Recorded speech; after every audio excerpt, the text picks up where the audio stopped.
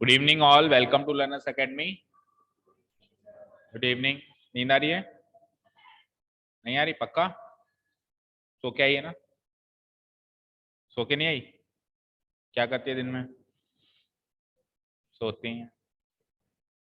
Okay, चलो देखो यहाँ पे क्वेश्चन नंबर 6 और 7, दो क्वेश्चंस बचे हुए थे। सबसे पहले इनको खत्म करो, फिर कुछ और एग्जाम्पल्स या कुछ देखते हैं। Question number 6. Show that the line segments joining the midpoints of the opposite sides of a quadrilateral bisect each other. क्या कह रहा है? अगर एक क्वाड्रिलेटरल के, कोई भी क्वाड्रिलेटरल हो, एनी क्वाड्रिलेटरल, तो कोई भी एक क्वाड्रिलेटरल बना लेता हूं। Let's draw any quadrilateral.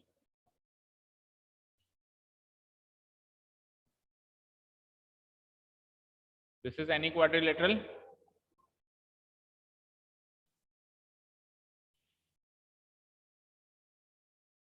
ठीक है, इस एनी क्वाड्रिलेटरल में क्या करना है? ऑपोजिट साइड्स लेनी है। और ऑपोजिट साइड्स कौन कौन सी होंगी? लेट्स से इसका नाम है ए बी सी डी। तो ऑपोजिट साइड्स कौन कौन सी होंगी? एक होगा A B and D C opposite sides की कैटेगरी में, एक होगा A D and B C. अब ऑपोजिट साइड्स का क्या हुआ? इनके मिड पॉइंट्स को ज्वाइन करना है। इनके मिड पॉइंट्स को ज्वाइन करना है। अब इनके मिड पॉइंट्स को ऐसे ज्वाइन नहीं करना है जैसे अभी तक अपन कर रहे थे, ऐसे ज्वाइन नहीं करना है। इनके मिड पॉइंट्स को ज्वाइन करके लाइन सेगमेंट्स बनानी है। क्या करना है? लाइन सेगमेंट्स बनानी है। जैसे कि ये मिड पॉइंट्स हैं, तो इनको ज्वाइन किया हमने, तो एक लाइन सेगमेंट बन गई। फिर इन दोनों मिड पॉइंट को आपस में ज्वाइन किया, तो एक और लाइन सेगमेंट बन गई। समझ आया? तो मिड पॉइंट्स को ज्वाइन कैसे करना है वो थोड़ा ध्यान से देखेंगे हम लोग। लेट्स से कि ये इसका मिड पॉइंट लगभग यहाँ आ रहा होगा, और मिड पॉइंट्स को मार्क कर लो आप, जिससे पहले मार्क कर रहे थे पी क्यू आर एस। ठीक है, फिर से पढ़ो। Line segments joining the mid points, वो लाइन सेगमेंट्स जो मिड पॉइंट को ज्वाइन करें। किसके मिड पॉइंट्स? किसी भी क्वाड्रिलेटरल के ऑपोजिट साइड्स के मिड पॉइंट्स। किसी भी क्वाड्रिलेटरल बना दिया हमने, दिस इज एनी क्वाड्रिलेटरल, इसके ऑपोजिट साइड्स के मिड पॉइंट्स को ज्वाइन किया तो एक लाइन सेगमेंट बनी आरपी।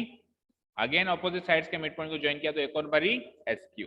लेट्स से कि ये एक दूसरे से ओ पे इंटरसेक्ट कर रही, ये दोनों लाइन सेगमेंट्स एक दूसरे को ओ पे इंटरसेक्ट कर रही। Now we have to prove that कि this line segments bisect each other. ये जो लाइन सेगमेंट्स है एक दूसरे को क्या करती हैं? बाइसेक्ट करती हैं। दैट मींस आर ओ बराबर पी ओ होना चाहिए और एस ओ बराबर क्यू ओ होना चाहिए। ये वाला पार्ट इसके बराबर प्रूव होना चाहिए, ये वाला पार्ट एक दूसरे को बाइसेक्ट करती है, मतलब ये भी हाफ हो रही है लाइन सेगमेंट, और ये लाइन सेगमेंट भी क्या हो रही है? हाफ हो रही है। ठीक है, ये अपने को प्रूव करना है। सो लेट्स से कि टू प्रूव हो चुका है। गिवन पॉइंट्स तो आप लिख ही दोगे कि A B C D is a quadrilateral, P Q R and S are the mid points of the sides A B B C C D and A D. ये तो इतना तो लिख ही दोगे गिवन पॉइंट्स में। प्रूव क्या करना है कि ये दोनों लाइन सेगमेंट्स जो है एक दूसरे को बाइसेक्ट करेगी, यानी कि आर ओ बराबर टी ओ, पहली चीज ये प्रूव करनी है। सेकेंड थिंग क्या प्रूव करनी है? एस ओ बराबर क्यू। बोलो कैसे प्रूव कर? क्या? कॉपी को मारो गोली, उसको बंद करो। अब देखो यहाँ पे डायगोनल, इसको ज्वाइन करेंगे, ए को सी से ज्वाइन कर लेंगे। अच्छा, फिर सपोज करो मैंने ए सी को ज्वाइन कर लिया ऐसे, तो मुझे ये बताओ कि इसमें मिड पॉइंट थ्योरम कहाँ लगेगी?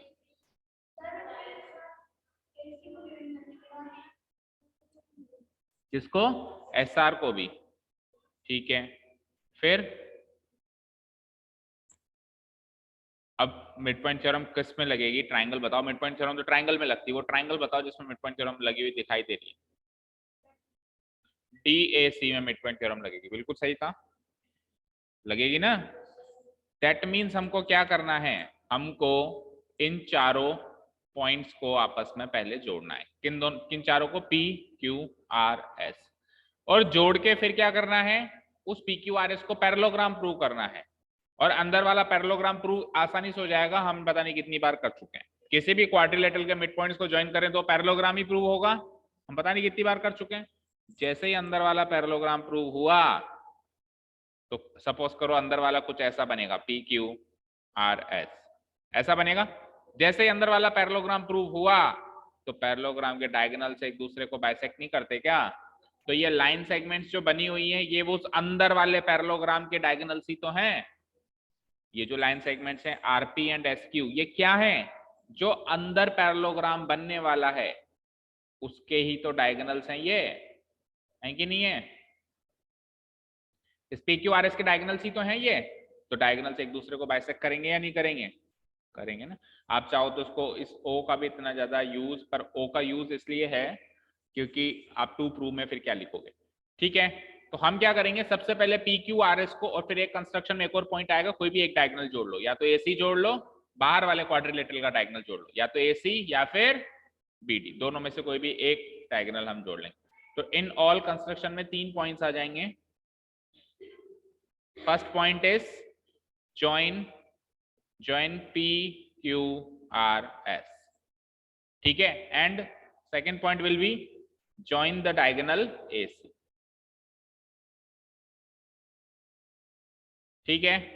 अब प्रूफ स्टार्ट करेंगे हम। सबसे पहले हम क्या काम करेंगे, अंदर वाले को PQRS को पैरेललोग्राम प्रूव करेंगे।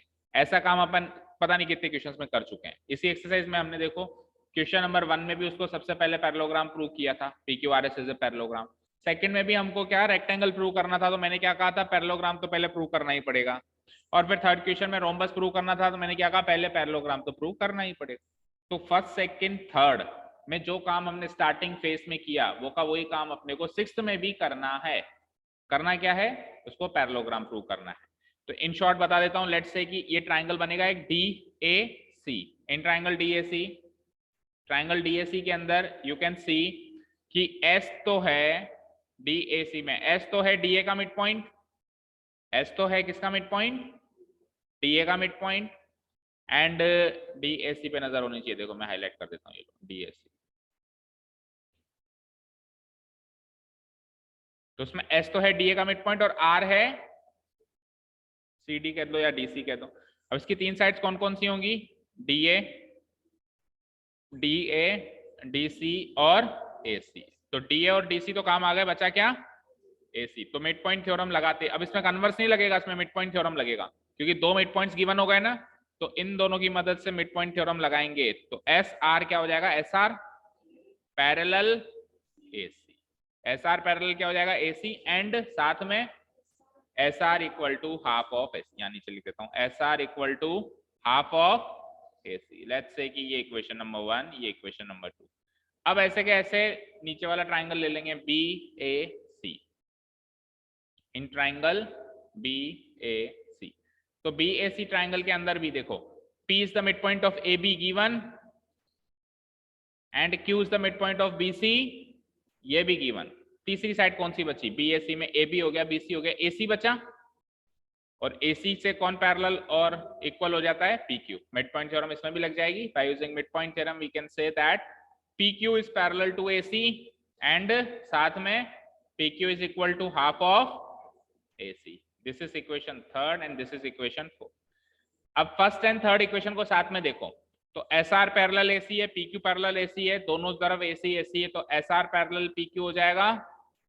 और सेकेंड एंड फोर्थ इक्वेशन को साथ में देखें तो इधर हाफ AC है, इधर भी हाफ AC है, दोनों RHS बराबर हो गए, तो SR equal to LHS equal to LHS भी हो जाएगा। तो from equation 1 and third we can say that, what we can say from equation 1 and 3rd we can say that SR is parallel to AC, oh sorry, PQ, SR is parallel to PQ, and from equation 2 and equation 4 we can say that कि SR equal to PQ। अब अगर किसी quadrilateral में PQRS quadrilateral में आमने सामने का एक पेयर पैरेलल भी है और इक्वल भी है, तो वो पैरेललोग्राम ही तो होगा, तो प्रूव हो जाएगा कि PQRS इज ए पैरेललोग्राम। यहां तक क्लियर है। एक बार PQRS पैरेललोग्राम हो गए तो PQRS पैरेललोग्राम के डायगोनल्स कौन कौन होंगे, PR एंड QS होंगे, ये इसके डायगोनल्स ही होंगे। और किसी भी पैरेललोग्राम के जो डायगोनल्स होते हैं वो एक दूसरे को बाइसेक्ट करते हैं, इंप्लाइज PQRS पैरेललोग्राम के diagonals PR and QS bisect each other. आप चाहो तो यहां पर भी स्टॉप कर सकते हो, प्रूव्ड लिख सकते हो, प्रूव हो जाएगा कि PR और QS बाइसेक्ट करें। अदरवाइज थोड़ा सा और इलेबोरेट करें तो पी आर और क्यू एस एक दूसरे को बाइसेक्ट करेंगे, तो पी आर और क्यू एस एक दूसरे को बाइसेक्ट करेंगे, दैट मीन्स वही सेम चीज कि R O equal to P O and S O equal to Q O हो जाएगा। ठीक है, R O equal to P O and Q O equal to S O हो जाएगा। चाहो तो इधर प्रूव्ड लिख के छोड़ दो और चाहो तो ऊपर भी लिख के छोड़ दोगे तो भी चलेगा। आप ये भी कर सकते हो कि ओ पॉइंट कहीं मार्क करें ही ना, हम टू प्रूव में ये चीज मार्क ही ना करें, टू प्रूव में हम ये चीज ना मार्क करें, हम टू प्रूव में स्टेटमेंट मार्क कर दें, क्या RP and SQ bisect each other, और फिर खत्म भी वहीं कर दें, कहां RP and QS bisect each other proved. अपने को ये भी मार्क करने की जरूरत नहीं कि वो ओ पॉइंट है जहां पे वो बाइसेक्ट हो, स्टेटमेंट में अपन लिख सकते हैं केवल। ठीक है, क्लियर है? ऑनलाइन स्टूडेंट समझ में आया? Yes sir. तो देखो घूम फिर के Yes, वापस sir. वही क्वेश्चन दे दिया किसी दूसरे तरीके से। अब तक PQRS पैरेललोग्राम प्रूव करवा रहा है, अब वापस सपोज करो ऐसा कैसा क्वेश्चन आ जाता है कि प्रूव करो PQRS इज अ पैरेललोग्राम, तो अपन क्या कहते हैं, पागल है, 3 बार तो पहले प्रूव करवाया फिर घूम फिर के वापस वही करवा रहा है। अपने को लगता है इजी है, लेकिन उसने PQRS इनडायरेक्टली प्रूव करवा लिया। अब की बार उसने उस पैरेललोग्राम के डायगोनल्स बाइसेक्ट करने के लिए, प्रूव करने के लिए दे दिया, तो उसके लिए भी PQRS पैरेललोग्राम प्रूव करना पड़ेगा। ठीक है ना, क्लियर? चलते हैं लास्ट क्वेश्चन की तरफ। ABC is a triangle right angled at C। ABC एक ट्रायंगल है, कौन से पॉइंट पे वो राइट एंगल है, कौन से वर्टेक्स पे, C पर। C पर वो राइट एंगल बनता है। तो लेट्स से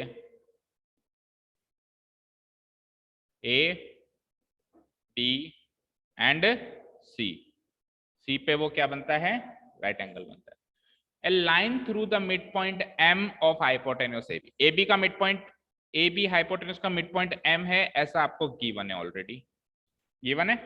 अब इस M से गुजरती है एक लाइन, एक लाइन इस M से गुजरती है। अब M से तो लाइन ऐसे भी ऐसे भी ऐसे भी ऐसे भी कैसे भी गुजर सकती है। क्या खास बात है इस लाइन में, आगे पढ़ते हैं। ये जो M से लाइन गुजरती है वो BC के पैरेलल है। BC का है, ये रहा BC।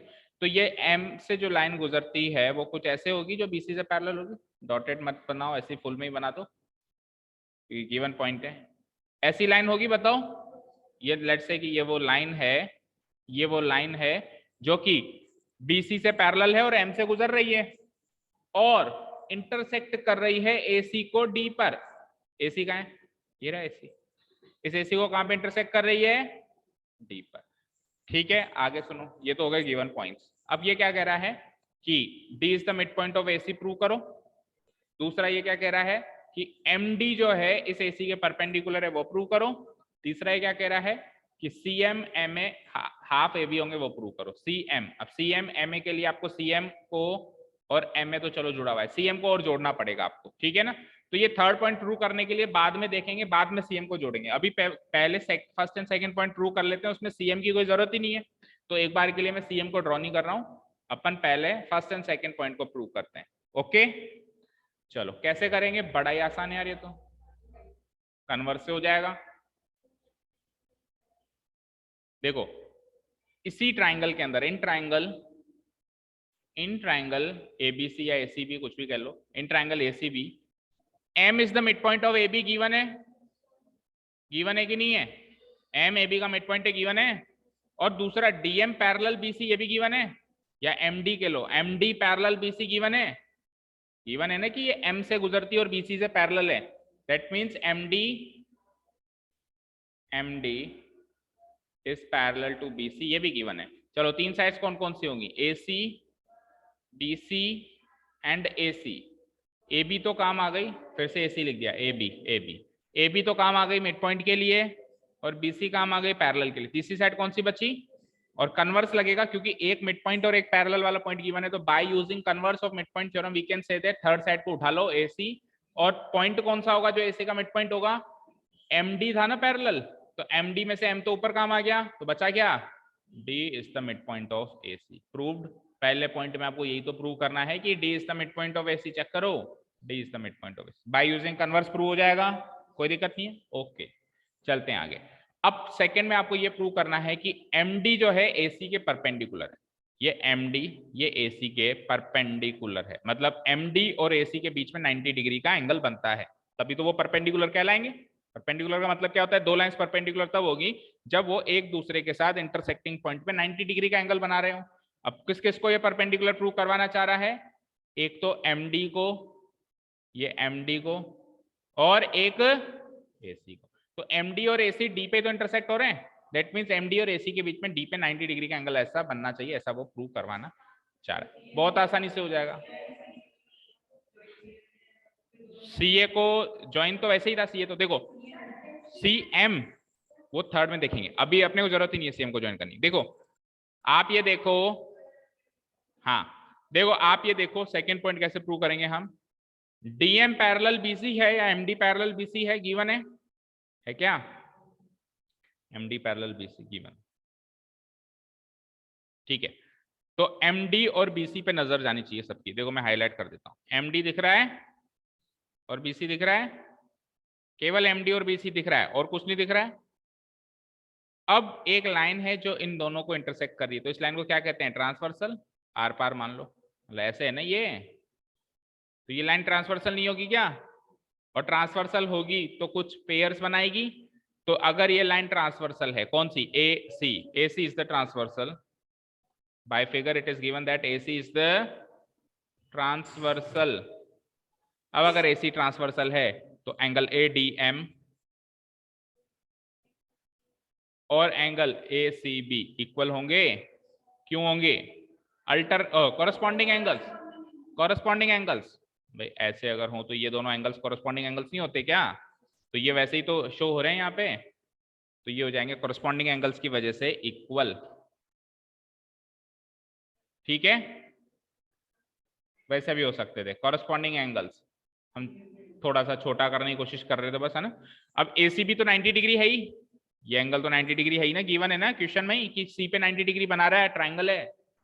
तो अगर ये 90 डिग्री है तो एंगल एडीएम भी क्या हो गया, क्या हो गया 90 डिग्री। और एंगल एडीएम कौन सा एंगल है, एंगल एडीएम वो एंगल है जो एसी और डीएम के बीच का एंगल है। दैट मीन्स अगर एडीएम 90 डिग्री है तो डीएम कह लो या एमडी कह लो परपेंडिकुलर हो जाएगा एसी के, प्रूव, ठीक है। अच्छा इधर वाला 90 है तो इधर वाला 90 है, वो प्रूव करने की जरूरत नहीं है, समझ में आई बात। कहने का मतलब ये है कि सपोज करो एक लाइन ऐसे है, एक लाइन ऐसे है, अगर ये इसके परपेंडिकुलर है, मान लो ये था एम, ये था डी, और ये था ए, ये था सी, मान लो कि ये इसके परपेंडिकुलर है, तो या तो इधर वाला या इधर वाला, कोई भी एक एंगल 90 डिग्री प्रूव करना होता है। अगर इधर वाला कर दोगे तो ऑब्वियसली उधर वाला भी है, और उधर वाला कर दोगे तो ऑब्वियसली इधर वाला भी है। बट ऐसा नहीं है कि इधर वाला कर दिया फिर उसके बाद लीनियर पेयर से वो भी करने बैठ रहे हो, उतना करने की जरूरत ही नहीं है। Prove any one angle equal to 90 degree between these two lines, then it can be prove that these two lines are perpendicular. तो उधर मैंने कौन सा वाला एंगल प्रूव किया, मैंने ये वाला एंगल प्रूव किया,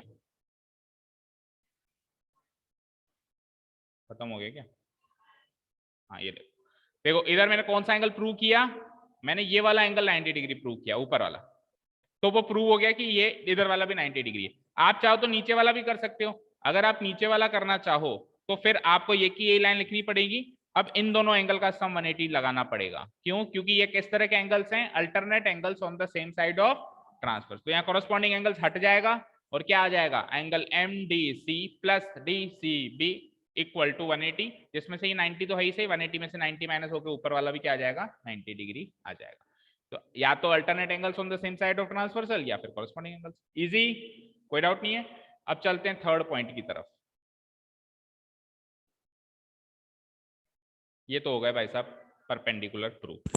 अब थर्ड पॉइंट की तरफ चलते हैं। तो फर्स्ट पॉइंट को प्रूव करने के लिए मुझे क्या करना पड़ेगा, एक बार के लिए सीएम को ज्वाइन करना पड़ेगा, राइट, क्योंकि सीएम का वहां पे रोल है। क्या कह रहा है ये, सीएम और एमए बराबर है और दोनों के दोनों एबी के हाफ है। देखते हैं सीएम एमए कहाँ है, सीएम ये, एमए ये, ठीक है, ये सीएम ये एमए, और ये दोनों के दोनों एबी के हाफ है। अरे एएम तो एबी का हाफ है, वो तो क्लियर कट है, क्योंकि एम मिड पॉइंट है ना एबी का। अगर एम ए बी का मिड पॉइंट है तो ए एम ए बी का हाफ होगा, ये तो क्लियर है। अब बस इतना प्रूव करना है कि ये ए एम सी एम के बराबर है, तो सी एम भी ए बी का हाफ हो जाएगा।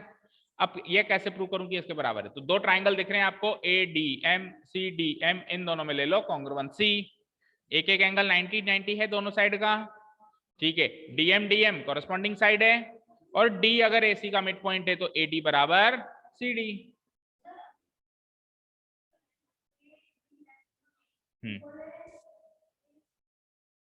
हाँ, ए सी बी इस ट्राइंगल में कहाँ आ रहा है? ट्राइंगल तो ये है, ट्राइंगल तो ये है, एक ट्राइंगल ये है, एक ट्राइंगल ये है, और ए सी बी में तो ये पूरा एंगल है, इस ट्राइंगल के भी बाहर जा रहा है ये एंगल। समझ रहे हो भाई? आप ट्राइंगल की कॉन्ग्रुएंसी ले रहे हो ए डी एम और C D M. C D M और ए डी एम दोनों में से किसी भी ट्राइंगल में ए सी बी एंगल नहीं आता, तो उसकी बात ही कौन करेगा? उसकी बात नहीं करेंगे हम। ठीक है, ठीक है ना? तो देखो ट्राइंगल का नाम लिख देता हूं मैं, चलो। In triangle A D M and triangle C D M, एक तो ये के यही एंगल इक्वल हैं, दोनों 90 डिग्री के हैं, है ना? प्रूव्ड हो चुका है। उसके बाद AD equal to C D है, क्या? AD equal to C D है, क्यों? क्योंकि D जो मिड पॉइंट है, ये देखो ये D मिड पॉइंट प्रूव हुआ था ना AC का, तो D मिड पॉइंट है AC का, तो AD बराबर CD, AD बराबर CD। और ये DM DM तो कॉमन साइड है, और DM DM कॉमन साइड है। अच्छा, AD और DM के बीच का एंगल ही तो है ये, चेक करो, AD DM इन दोनों के बीच का एंगल, और नीचे CD और DM के बीच का एंगल, तो दो साइड, और इसमें भी इसके बीच का एंगल, दो साइड बीच का एंगल, दो साइड बीच का एंगल, SAS कॉन्ग्रुएंसी से प्रूव हो जाएगा कि triangle ADM is congruent to triangle CDM। एक बार ये दोनों ट्राइंगल कॉन्ग्रुएंट प्रूव हो गए तो उसके बाद ये किसी की नहीं सुनेंगे, उसके बाद ये क्या करेंगे? जो प्रूव करना है वो कर देंगे। CM और MA बराबर करना है, तो यहां से MA equal to MC, MC को अपन CM भी लिख सकते हैं, कोई प्रॉब्लम नहीं है। तो MA इक्वल टू CM, ये प्रूव हो गया। And now M is the mid point of किस, क्या था? AB था। तो M अगर AB का मिड पॉइंट है तो MA जो होगा वो AB का हाफ होगा ना? अगर MA AB का हाफ होगा तो CM तो बराबर है MA के, तो CM भी क्या हो जाएगा? AB का हाफ हो जाएगा, प्रूव हो जाएगा। ठीक है, क्लियर? इजी क्वेश्चन था, बस घुमा फिरा के उसी बात को प्रूव करवा रहा है। 6th एंड 7th तो एक तरीके से फर्जी क्वेश्चन थे, इसका इतना कोई नई बात तो इसमें कही नहीं इसने, है ना? इस तरह के क्वेश्चन पहले क्वेश्चंस में भी अपन ने सॉल्व किया। ठीक है जी, तो so that is it, exercise खत्म, चैप्टर खत्म। अब कुछ एग्जांपल्स देख लेते हैं।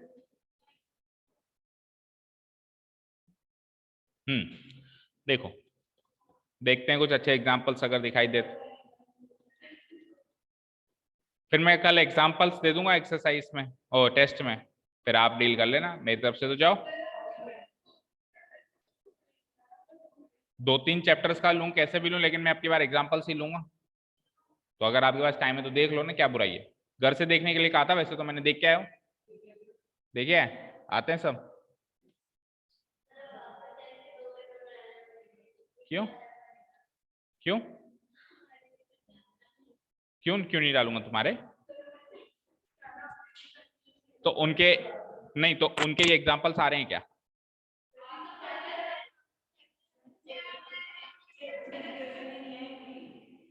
चैप्टर में से ही नहीं आए तो एग्जांपल्स में तो क्या आएंगे? एक्सरसाइज में से भी नहीं है। उनके उनके उनके लिए भी एक्स्ट्रा है, उनके लिए भी एक्स्ट्रा नॉलेज है, तो सेम वेज आपके लिए भी एक्स्ट्रा नॉलेज है।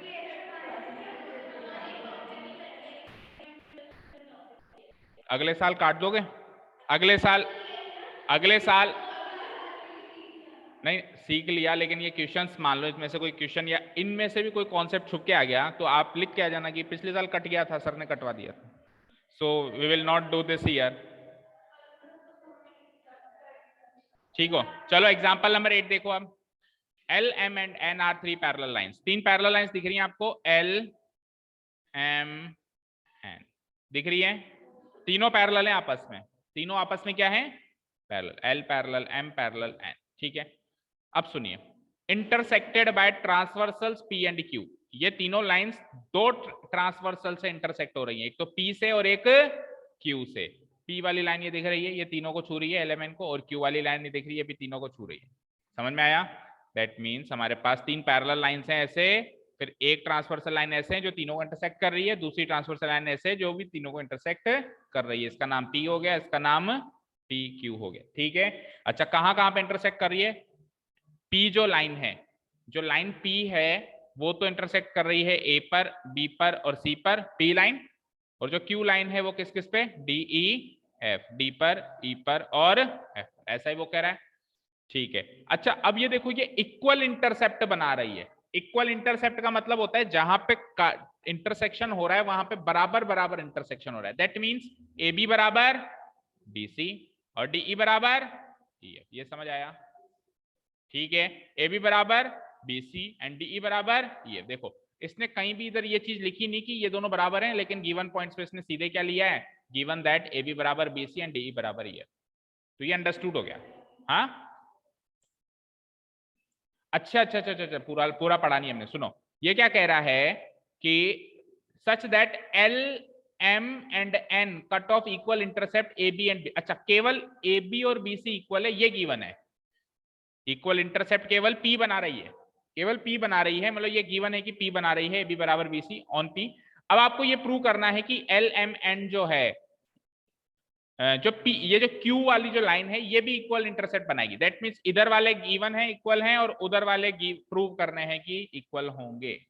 ठीक है, हाँ इन शॉर्ट देखो इस फिगर से अगर ना समझ में आया तो लेट्स से कि हमारे पास तीन लाइंस हैं, लाइक दिस, तीनों पैरेलल हैं। फर्स्ट ऑफ ऑल तीनों लाइंस क्या हैं, पैरेलल हैं एक दूसरे के।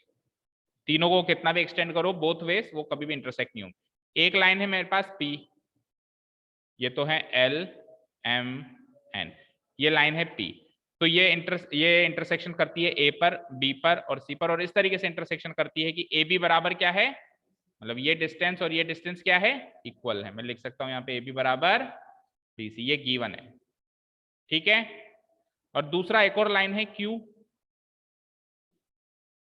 इसका नाम रख देते हैं क्यू, ये डी ई एफ पे इंटरसेक्शन करती है और ये भी इक्वल इंटरसेप्ट बनाएगी, ऐसा प्रूव कर रहे हैं, यानी डी ई बराबर ई एफ, डी ई बराबर ई एफ। ये चीज अपने को टू प्रूव करनी है, ये चीज अपने को टू प्रूव करनी है।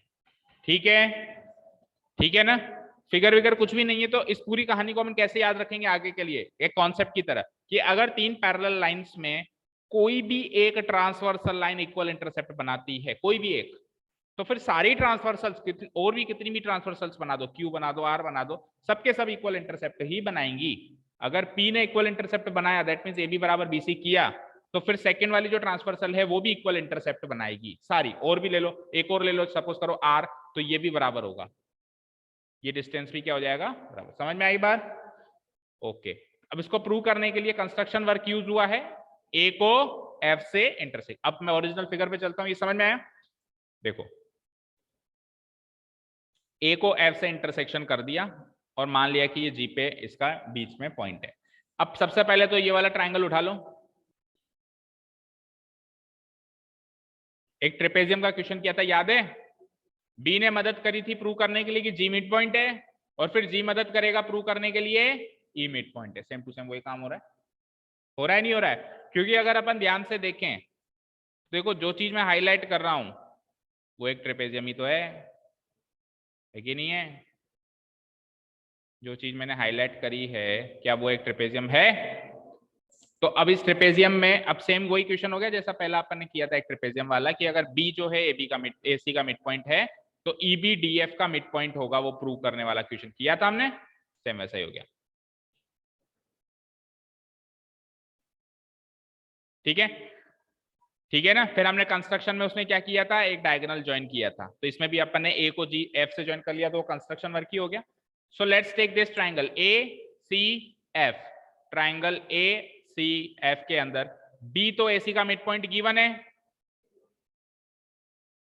बी ए सी का मिड पॉइंट गिवन है, और B G parallel to C F है, क्योंकि ये पूरी लाइंस आपस में पैरेलल है ना, एल एम एन, तो तीनों लाइंस पैरेलल है, तो बीजी छोटा सा पार्ट भी एफ सी एफ के पैरेलल होगा, तो मैं लिख सकता हूं बीजी,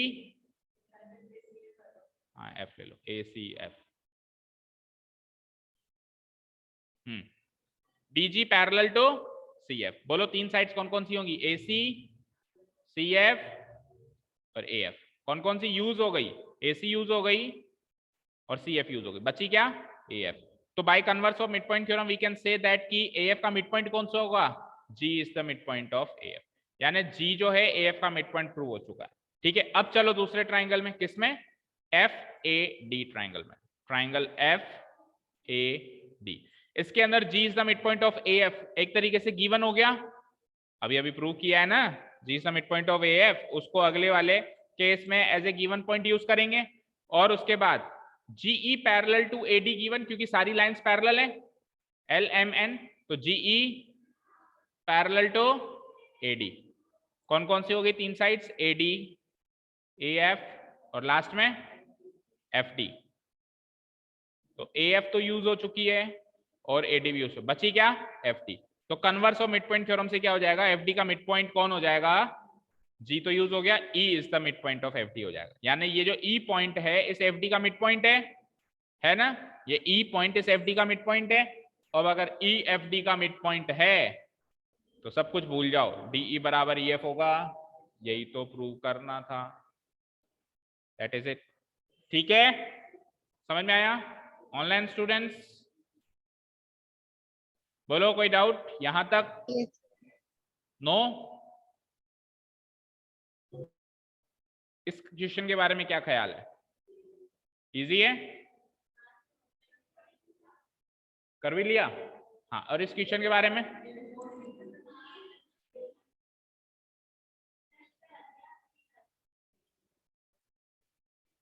show that the bisectors of angles of a parallelogram form a rectangle. एक पैरेललोग्राम के चारों एंगलों के बाइसेक्टर ले लो, ये बाहर वाला एक पैरेललोग्राम है ABCD, और इसके चार बाइसेक्टर बना दिए, एंगल बाइसेक्टर, एक एंगल बाइसेक्टर AP, दूसरा DR, तीसरा CR, चौथा PB। तो ये चार एंगल बाइसेक्टर जब हमने बनाए तो अंदर एक क्वाड्रिलेटरल बन गया, ये क्वाड्रिलेटरल जो है रेक्टेंगल बनेगा, ऐसा प्रूव करना है। अंदर वाला क्वाड्रिलेटरल क्या बनेगा, रेक्टेंगल। रेक्टेंगल क्या होता है, जिसके सारे एंगल्स क्या हो, 90 डिग्री हो। या फिर पहले पैरेललोग्राम प्रूव कर दो और एक एंगल 90 डिग्री प्रूव कर दो, दोनों में से एक काम कर सकते हो। तो क्या कैसे करेंगे हम,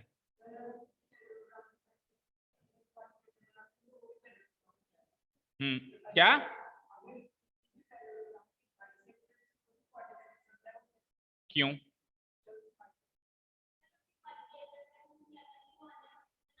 अंदर तो वो तो साइड्स के मिड पॉइंट्स थे, ये एंगल्स का बाइसेक्टर है भाई। किसी भी क्वाड्रिलेटरल के मिड पॉइंट्स को ज्वाइन करते थे ना ऐसे, तो वो पैरेललोग्राम बनता था, वो बात फिक्स थी। बट ये मिड पॉइंट्स, साइड्स के मिड पॉइंट्स को थोड़ा ना ज्वाइन कर रहा है, ये तो एंगलों के बाइसेक्टरों को ज्वाइन कर रहा है, अलग चीज है भाई। तो आप कैसे कह सकते हो, एक लाइन में तो नहीं लिख सकते हो कि पैरेललोग्राम है, आपको प्रूव करना पड़ेगा कि पैरेललोग्राम क्यों है। तो बताओ, आप कह रहे हो ना आपने पहले करवाया हुआ है, तो बताओ कैसे करेंगे।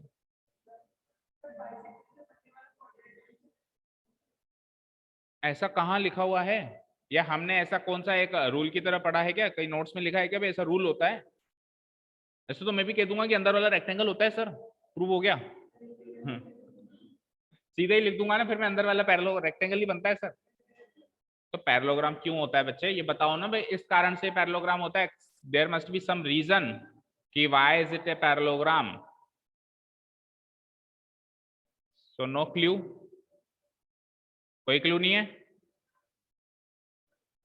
भाई। एंगल बाइसेक्टरों को तो यूज कर लो, ये इसका एंगल बाइसेक्टर है, ये इसका एंगल बाइसेक्टर, तो उसको यूज तो करो। ये इसका एंगल बाइसेक्टर है तो ये वाला एंगल इसके बराबर, ये इसका एंगल बाइसेक्टर है, ये इसके बराबर, ये इसका एंगल बाइसेक्टर है तो ये इसके बराबर, और ये इसके बराबर।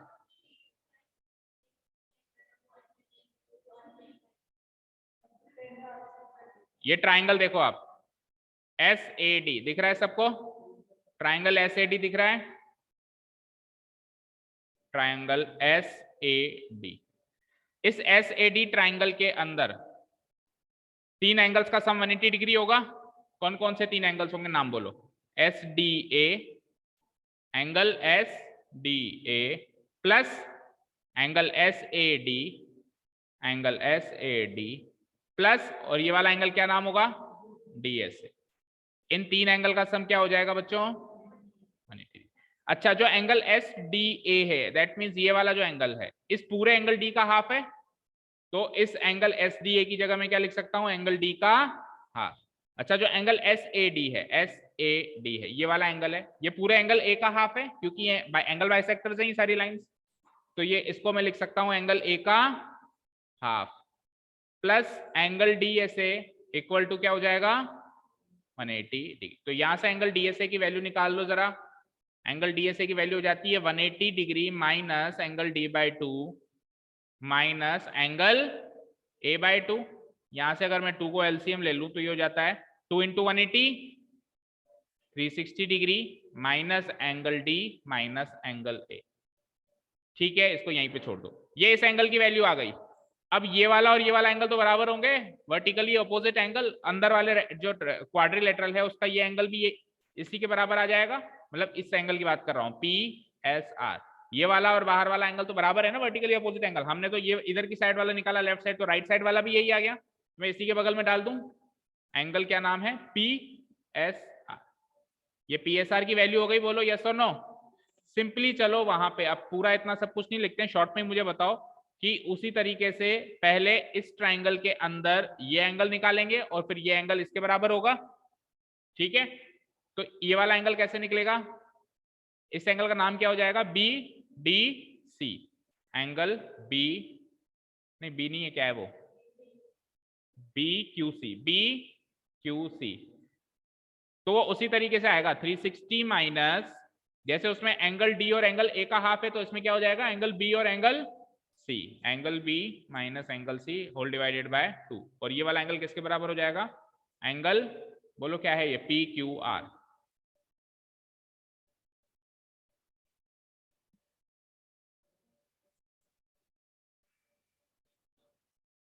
जरूरी नहीं है कि हम पैरेललोग्राम प्रूव करें, हम ऐसे भी तो प्रूव कर सकते हैं चारों एंगल 90 डिग्री हैं। क्या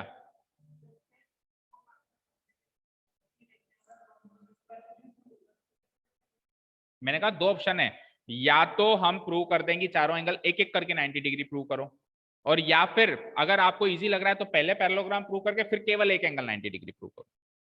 ठीक है, चलो यहां से ये देखते हैं। अब मुझे बताओ इन दोनों एंगलों को जोड़ दूं मैं, अंदर वाले दोनों एंगल्स को जोड़ दूं, इसको और इसको, दैट मीन्स इसको और इसको जोड़ूंगा तो क्या हो जाएगा, ये इसको और इसको जोड़ेंगे तो 360 और 360 कितने हो गए 720, नीचे एलसीएम तो 2 ही आ जाएगा, minus angle D minus angle A minus angle B minus angle C और होल डिवाइडेड बाय 2। अच्छा, ये अगर मैं माइनस साइन कॉमन ले लूं तो ये सब प्लस हो जाएंगे। अच्छा, angle A plus angle B plus angle C plus angle D, चारों एंगल का सम तो 360 डिग्री है ही, तो 720 माइनस 360 कितना होता है 360, 360 बाय 2 कितना होता है 180, तो इन दोनों एंगलों का सम 180 हो गया। बट उससे क्या हुआ, अच्छा ये तो ये चीज प्रूव हो गई कि अंदर वाला क्वाड्रिलेटरल एक साइक्लिक क्वाड्रिलेटरल है, ऐसा क्वेश्चन किया है हमने पहले। साइक्लिक क्वाड्रिलेटरल समझते हो क्या होता है, जिसके आमने सामने के एंगल का सम क्या होता है सप्लीमेंट। तो ये तो प्रूव हो गया कि ये एक सप्लीमेंट्री क्वाड्रिलेटरल है, साइक्लिक क्वाड्रिलेटरल है जिसके आमने सामने के एंगल का सम 180 है।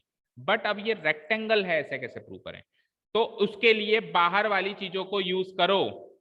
बाहर वाली चीजें, बाहर एक पैरेललोग्राम है हमारे पास, बाहर क्या है एक तो पैरेललोग्राम है, तो पैरेललोग्राम में ये भी तो होता है कि ये वाला एंगल इसके बराबर और ये वाला एंगल इसके बराबर होता है कि नहीं होता है। ठीक, किसी भी क्वाड्रिलेटरल, एनी क्वाड्रिलेटरल यूज कर लो, अंदर वाला साइक्लिक क्वाड्रिलेटरल बनेगा ही बनेगा। अभी अपन ने बाहर वाली कॉन्सेप्ट को यूज ही नहीं किया कि वो पैरेललोग्राम है, अभी तक तो अपन ने इसको केवल एक साधारण क्वाड्रिलेटरल ही माना है बाहर वाले को, और उससे प्रूव हो गया कि अंदर वाला क्या है एक साइक्लिक क्वाड्रिलेटरल है। बट अब बाहर वाला अगर पैरेललोग्राम यूज करेंगे तो कुछ प्रूव होगा। लेट्स से कि एंगल ए बराबर क्या होगा एंगल सी, तो एंगल ए और एंगल सी बराबर, और एंगल बी और एंगल डी भी बराबर। तो यहां से अगर मैं लिखूं, नेक्स्ट पेज पे लिखता हूं, देखो देखो एक चीज सुनो, ये एंगल डी और एंगल ए बराबर है क्या, नहीं ये दोनों बराबर नहीं है, ये दोनों तो बराबर नहीं है। डी, ये डी और ए बराबर का, डी और ए का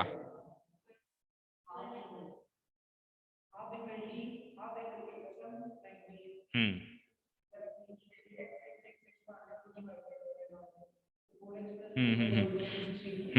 देखो एंगल डी और एंगल ए का सम अगर मैं करता हूं, एंगल ए और एंगल डी का सम में अगर करता हूं, एंगल ए और एंगल डी के हाफ का सम में करता हूं, तो वो क्या हो जाएगा? 90 हो जाएगा, है ना। कैसे होगा इस चीज को पहले प्रूव करेंगे अपन। कैसे? देखो, angle A plus angle B plus angle C plus angle D, चारों का सम कितना है? 360। अब ए और सी तो बराबर है, तो सी की जगह भी एंगल ए डाल सकते हो, आप डाल सकते हो। और बी और डी भी तो बराबर है, तो डी की जगह भी आप, बी की जगह भी क्या डाल सकते हो आप? डी डाल सकते हो। Equal to what? 360 degree. A plus A twice angle A, D plus D twice angle D, equal to what? 360 degree. 2 को कॉमन ले लें तो angle A plus angle D equal to 360 by 2, ये 2 यहां सपोज करो हटा देंगे, क्या आ जाएगा? 180 डिग्री। यानी कि angle A plus angle D का सम कितना आ चुका है? 180 डिग्री आ चुका है। तो अपन इसका हाफ कर रहे हैं, अपन क्या कर रहे हैं? इसका हाफ कर रहे हैं, तो उधर भी क्या आ जाएगा? हाफ 90 डिग्री हो जाएगा। That means angle A plus angle D का हाफ कितना है? 90 डिग्री। अब इसको वहां पे यूज कर लो तो 90 डिग्री हो गया ना। इस वाली इक्वेशन में, इस वाली इक्वेशन में मैं इसको कैसे लिख सकता था? 360 माइनस, या फिर simply angle A plus angle D लिख सकता था, मैं इसको लिख सकता था, और angle A plus angle D का सम 180 अभी यहां से आ गया था। इसको भी हाफ भी ना करें अगर अपन, लेट अस सपोज करो मैं हाफ भी नहीं कर रहा हूं, तो angle A plus angle D ये इतना 180 डिग्री आ चुका है ना, हाफ भी नॉट करो। Angle A plus angle D 180 degree आ चुका है ना, इसको हम एज इट इज यूज कर लेते हैं 180 डिग्री वहां पे, तो ये हो जाएगा 360 माइनस 180, बचा कितना? 180, 180 बाय 2 90 डिग्री। दैट मीन्स ये वाला एंगल और ये वाला एंगल दोनों 90-90 है। सिमिलरली ये का यही कॉन्सेप्ट में इसमें, इसको भूल जाओ एक बार, इसमें यूज करूंगा तो 360 minus angle B plus angle C, तो एंगल बी प्लस सी भी 180 होगा, 180 का हाफ 360 माइनस 180, 180 बाई 2, इसका भी हाफ क्या हो जाएगा? 90 डिग्री हो जाएगा। तो ये तो प्रूव हो गया, सारी कहानी का ये सार तो निकल चुका है कि ये वाला एंगल और ये वाला एंगल 90 डिग्री है। अब दो एंगल्स तो 90 डिग्री प्रूव हो गए, बचे हुए दो एंगल्स भी 90 डिग्री प्रूव होने चाहिए to prove it is a rectangle. वो कैसे करें?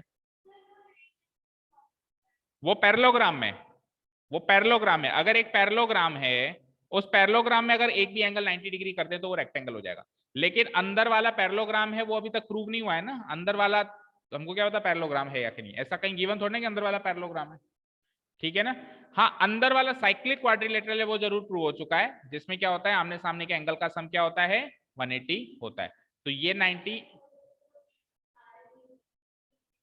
हाँ तो फिर लेकिन उसमें वो 90-90 होंगे, ऐसा कैसे पता चलेगा?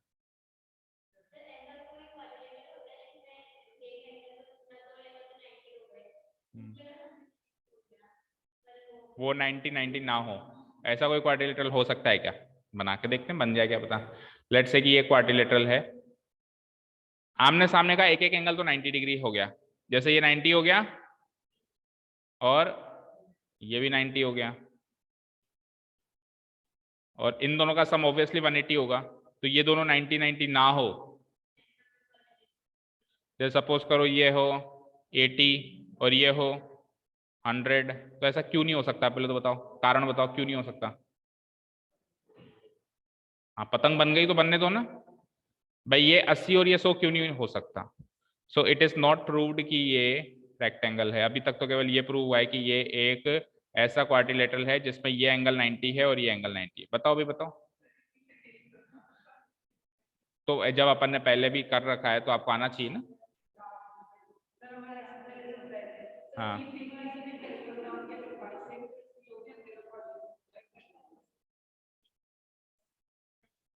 वो तो मैं भी कह सकता हूँ कि पैरेललोग्राम बनेगा, बट कैसे बनेगा? प्रूफ कहाँ है? प्रूफ कहाँ है कि वो एक पैरेललोग्राम बनेगा? पैरेललोग्राम क्या होता है? जिसके आमने सामने की एंगल्स इक्वल होते हैं, आमने सामने की साइड्स इक्वल होती हैं, आमने सामने की साइड्स, इन तीनों दोनों तीनों चीजों में से एक चीज तो प्रूव करके बताओ भाई, हाँ सर ये हो रहा है, ठीक है। चलो देखो फिर सॉल्यूशन। देखो भाई, ये एंगल 90 डिग्री है, D A S plus A D S, D A S plus D A S A D S, ये दोनों 90 हो तो प्रूव कर दिया अपन ने। तो एंगल पी एस आर, ये दोनों एंगल 90-90 प्रूव कर दिए। देखो एंगल डी एस ए और angle P S R, angle D S A D S ए ये वाला और एंगल पी एस आर, ये दोनों 90-90 प्रूव कर दिए, तो हमने भी कर दिया। फिर अगले आगे उन्होंने क्या किया वो देख लो। अच्छा, सीधी की सीधी लाइन उन्होंने यही लिख ली कि पी क्यू आर एस तो क्वाड्रिलेटरल है जिसके सारे एंगल राइट एंगल है। Similarly it can be shown that angle APB भी 90 है, एसपीक्यू भी 90 है, as it was shown for angle DSA. ये तो हमसे भी ज्यादा शॉर्टकट निकला। Therefore PQRS is a parallelogram. Parallelogram क्यों है? Can we conclude that it is a rectangle? Let us examine. We have shown that, देखो इन्होंने कुछ तो लिखा होगा, अभी ये पैरेललोग्राम है कि नहीं है। Let PQRS be the points of intersection of the bisectors this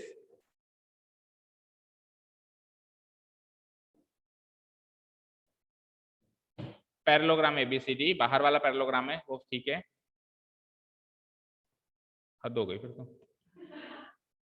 मतलब एग्जाम्पल में सॉल्यूशन में सीधे लिख दिया कि हाँ ठीक है एक 90 है तो फिर आप similarly it can be shown that angle APB 90 है, SPQ भी 90 है। APB और SPQ का है APB, ये वाला 90 है। अच्छा अच्छा अच्छा अच्छा, देखो बेटा ये प्रूव हो सकता है पर वो वाला कॉन्सेप्ट नहीं है कि इसके अंदर पैरेललोग्राम है। इन्होंने हालांकि प्रूव नहीं किया। देखो ये एंगल तो 90 डिग्री हो गया, ये एंगल 90 डिग्री हो गया। अब आप ये वाला एंगल 90 डिग्री प्रूव करना चाहते हो ना, so let's take this triangle, उसमें वो प्रूव हो जाएगा 90। कैसे कैसे प्रूव होगा? देखो ये तो इसका हाफ, ये इसका हाफ, ठीक है। और ये वाला एंगल कैसे निकालोगे आप? 180 माइनस दिस एंगल APB कैसे निकालोगे? 180 माइनस एंगल A का हाफ माइनस एंगल B का हाफ, ऐसे तो निकालोगे। तो 180 माइनस, इसको मैं लिख सकता हूं एंगल A प्लस बी का half, angle A plus B का जो जोड़ है उसका हाफ, और एंगल A प्लस बी का जोड़ 180 आएगा। उसी कॉन्सेप्ट से A plus B plus C plus D 90 degree है, A इसके बराबर है, ये इसके बराबर है, उसी कॉन्सेप्ट से इसका जोड़ कितना आएगा? 180 आएगा। और 180 का हाफ कितना होता है? 90 होता है। तो उन्होंने बस डायरेक्टली लिख लिया कि सिमिलरली ऐसे प्रूव कर सकते हैं, बाकी प्रूव करके नहीं बताया। तो कुल मिला के फिर कॉन्सेप्ट क्या है? कॉन्सेप्ट यही है कि अंदर वाला क्वाड्रिलेटरल है, पैरेललोग्राम नहीं है। अब तो रेक्टेंगल ही हो गया, अब तो रेक्टेंगल ही हो गया, तो रेक्टेंगल तो ऑलरेडी पैरेललोग्राम है, ठीक है। बट वो पैरेललोग्राम कैसे हुआ इसका कोई प्रूफ नहीं है, हमने सीधे रेक्टेंगल ही प्रूव किया, और भी आगे की कहानी को प्रूव किया है, ठीक है। तो एंगल बाइसेक्टर से जो बनेगा वो अंदर वाला रेक्टेंगल बनेगा। कैसे बनेगा? चारों एंगल को एक एक करके 90 डिग्री प्रूव करने से बनेगा, ठीक है। चलिए जाओ और टेस्ट ले लें फिर कल इसका। क्यों? ठीक है, ठंड लग रही है क्या हाथों में? हाथों में ही ठंड लग रही है कि सारी? फिर हाँ, इस चैप्टर का लें या एक दो चैप्टर और करें फिर एक साथ लें? बोलो।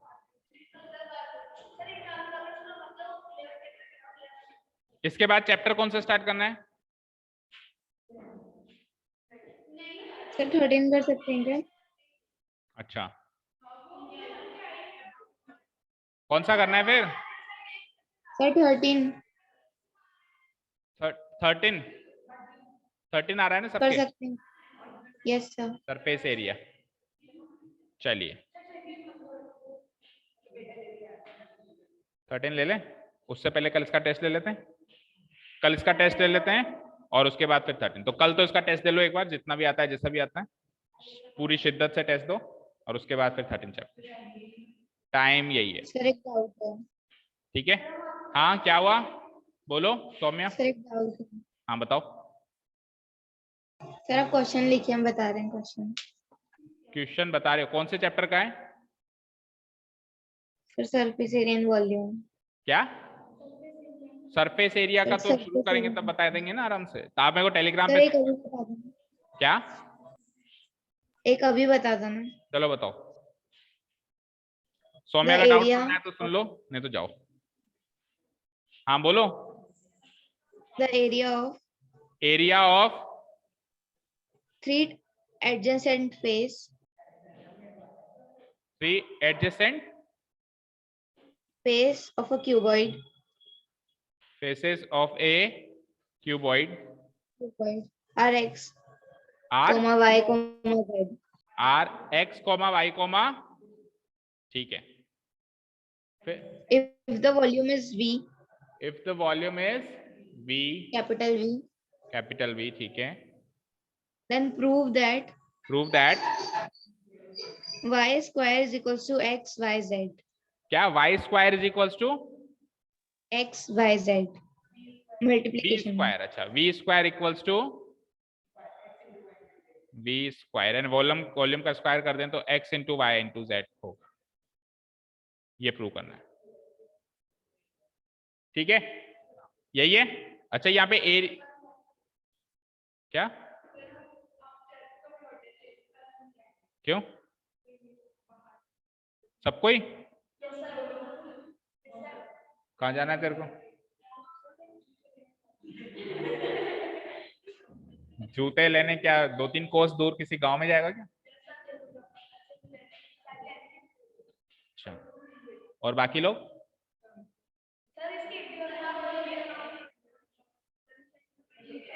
तो परसों टेस्ट ले लें. चलो ठीक है, परसों है. ठीक है, फिर अब कल क्या छुट्टी करोगे? कल तैयारी करो बाकी लोग बैठ के, जिनको जूते लेने नहीं जाना है. कल जूते ले लेना और परसों टेस्ट अच्छे से देना. जूते वही जूते से मार पड़ेगी. हाँ चलो, ये क्वेश्चन देख लो, देखना हो तो. ये देखो, यहाँ पे एरिया लिखा है या सरफेस एरिया लिखा है? Only area. ठीक है, क्योंकि फेस तो एक रेक्टेंगल है तो उसका तो एरिया ही होगा. अब 3 एडजेसेंट फेसेस है. देखो, क्यूबॉइड जो होता है उसमें एक फेस तो बनता है लेंथ इंटू ब्रेड्थ का, एक फेस बनता है ब्रेड्थ इंटू हाइट का, एक फेस बनता है लेंथ इंटू हाइट का. ठीक है, तो 3 फेसेस का एरिया क्या है? X Y Z. यानी लेंथ इंटू ब्रेड्थ कितनी है? एक फेस का area X. Breadth into height कितनी है? एक फेस का area Y. And length into height कितनी है? एक फेस का एरिया जेड. ये आपको गिवन है. ठीक है, L इंटू बी एक्स है, B इंटू एच वाई है और L इंटू एच क्या है? जेड है. अब वॉल्यूम क्या होता है? वॉल्यूम क्या होता है? L into B into H. तो अगर मैं वॉल्यूम का स्क्वायर कर दूं तो that means L into B into H का होल स्क्वायर हो जाएगा. हो जाएगा. तो ये क्या हो जाएगा? ये क्या हो जाएगा? L का square, L square into B square into H square. अब इसमें से एक्स वाई जेड, ये इसकी वैल्यू एक्स वाई जेड के बराबर होगी. सपोज करो मैं इन तीनों को आपस में मल्टीप्लाई कराता हूं, this into this into this. ठीक है, इधर करवाता हूं. प्रूव करना है कि वॉल्यूम का v का square x into Y into Z होगा. ये प्रूव करना है अपने को. सपोज करो x इंटू वाई करो, तो x इंटू वाई करोगे तो L into B into H. यही करोगे. देखो यहां कर रहा हूं मैं, x इंटू वाई करना जरा, L into B into H. यही करोगे. अब सब इंटू में है तो आपस में मल्टीप्लाई करा दो तो इसका आंसर आ जाएगा L बी इंटू बी 2 बार हो गया तो बी स्क्वायर इंटू एच. यही हो जाएगा. अब x इंटू वाई नहीं करना आपको, x into Y into Z भी करना है. तो x इंटू वाई की वैल्यू क्या आ चुकी है? क्या आ चुकी है? L into B square into H तो आ चुकी है. L into B square into H तो आ चुकी है. अब उसको z से भी मल्टीप्लाई करना है. z क्या है? L into H. अगेन सब मल्टीप्लाई में है तो अब L into L, L square, B square already है और h इंटू एच स्क्वायर हो गया. तो x into Y into Z की वैल्यू क्या हो गई बोलो? ये हो गई. अब L square into B square into Z square को क्या मैं L into B into H का होल स्क्वायर लिख सकता हूं और L into B into H volume होता है तो इसको मैं वॉल्यूम का स्क्वायर लिख सकता हूं. किसको? x into Y into Z. Prove हो गया कि v square is equal to x into Y into Z. बोलो बेटा, समझ आया? Yes sir. ठीक है, इजी. ठीक है, चलो बाकी का कल देखते हैं. तो कल तो आप छुट्टी मना रहे हो, फिर परसों है टेस्ट इस चैप्टर का, क्वाड्रिलेटरल. हाँ, thank you so much for listening to us. Have a nice day, keep learning and bye.